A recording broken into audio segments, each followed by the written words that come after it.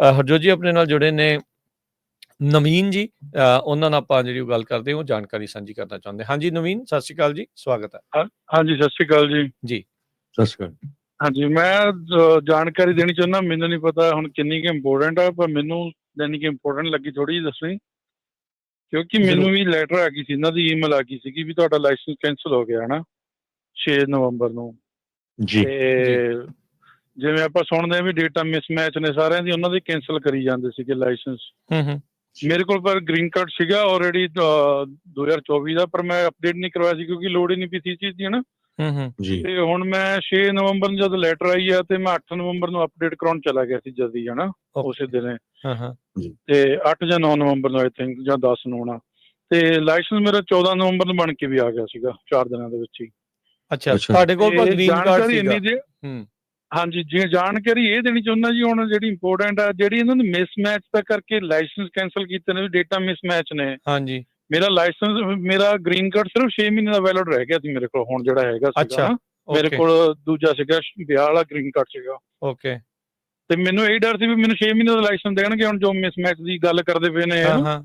ਪਰ ਮੇਰਾ ਲਾਇਸੈਂਸ ਫਿਰ ਮੈਨੂੰ 5 ਸਾਲ ਦਾ ਬਣਾ ਕੇ ਭੇਜਿਆ। ਜੇ ਸੋਚਣੇ ਵਾਲੀ ਗੱਲ ਆ ਵੀ ਹੁਣ ਵੀ ਮਿਸਮੈਚ ਹੀ ਹੋ ਰਹੀਆਂ ਡੇਟਾ ਤਾਂ।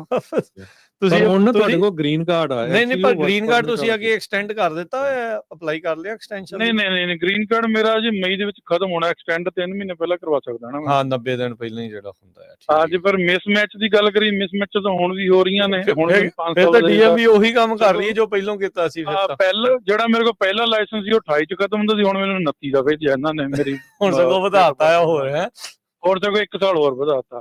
ਈਵਨ ਕਿ ਮੈਂ ਉਹਨਾਂ ਨੂੰ ਪੁੱਛਿਆ, ਮੈਂ ਕਿਹਾ ਟੈਸਟ ਲੈਣਾ ਤੁਸੀਂ ਮੇਰਾ? ਕਹਿੰਦੇ ਟੈਸਟ ਲਵਾਂਗੇ।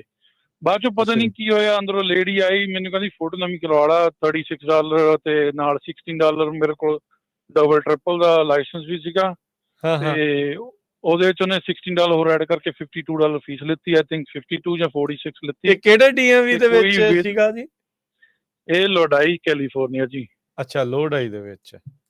ਹਾਂਜੀ, ਪਰ ਤੁਹਾਨੂੰ ਇੱਕ ਗੱਲ ਦੱਸਦਾ, ਜਦ ਮੈਂ ਉਹਨਾਂ ਕੋਲ ਲਾਇਸੈਂਸ ਅਪਡੇਟ ਕਰਾਉਣ ਲਈ ਆਪਣਾ ਪੁਰਾਣਾ ਲਾਇਸੈਂਸ ਉਹਨਾਂ ਨੂੰ ਲਿਮਟਿਡ ਟਰਮ ਵਾਲਾ ਦਿਖਾਇਆ, ਉਹਨੇ ਜਦੋਂ ਫੜ ਕੇ ਰੱਖ ਲਿਆ, ਕਹਿੰਦੀ ਇਹ ਮੈਂ ਤੈਨੂੰ ਵਾਪਸ ਨਹੀਂ ਦੇਣਾ, ਇਹ ਤੇਰਾ ਕੈਂਸਲ ਆ। ਮੈਂ ਕਿਹਾ ਮੈਂ ਅਪਡੇਟ ਕਰਵਾਉਣ ਆਇਆ।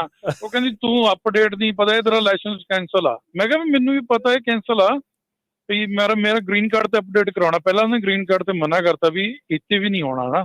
ਅੱਛਾ। ਫਿਰ ਉਹਨੇ ਉਹਦੇ ਨਾਲ ਦੀ ਲੇਡੀ ਨੇ ਚੈੱਕ ਕੀਤਾ, ਕਹਿੰਦੀ ਵੀ ਤੈਨੂੰ ਇਹਦਾ ਸਟੇਟਸ ਚੇਂਜ ਕਰ ਸਿਸਟਮ ਦੇ ਵਿੱਚ, ਕਿ ਤੈਨੂੰ ਤਾਂ ਹੀ ਕੰਪਿਊਟਰ ਕਮਾਂਡ ਨਹੀਂ ਦੇ ਰਿਹਾ ਅਪਡੇਟ ਆਪਸ਼ਨ ਨਹੀਂ ਦਿੰਦੀ ਆ। ਆਈ ਥਿੰਕ ਕੰਪਿਊਟਰ ਐਰਰ ਕਰੀ ਜਾਂਦਾ ਸੀਗਾ ਬੈਕ ਟੂ। ਸੋ ਇਹਦਾ ਮਤਲਬ ਇਹ ਕਿੰਨੀ ਦੇਖੋ ਵੀ ਉਹ ਟ੍ਰੇਨਿੰਗ ਨਹੀਂ ਹੈਗੀ ਡੀਐਮਬੀ EMPLOYEES ਦੀ, ਇਹ ਤੋਂ ਪਤਾ ਹੀ ਲੱਗਦਾ ਡੀਐਮ ਕੋਈ ਟ੍ਰੇਨਿੰਗ ਨਹੀਂ ਹੈਗੀ ਜੀ।